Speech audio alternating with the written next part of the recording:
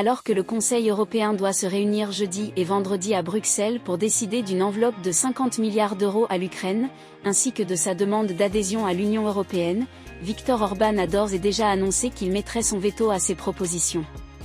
Une position politique, mais aussi économique. Au moins 47 millions de contrôles d'identité ont lieu chaque année en France selon la Cour des comptes qui vient de sortir un rapport. Elle avait été saisie par la défenseure des droits. Une pratique massive donc et peu encadrée.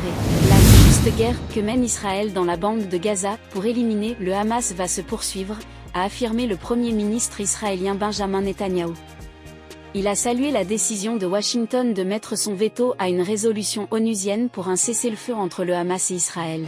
Casque de réalité virtuelle sur le visage, le soldat ukrainien Igor pilote son drone. À côté de lui, 2 mâts surmontés de répéteurs augmentent la portée de son engin, et donc la menace sur la ligne de front.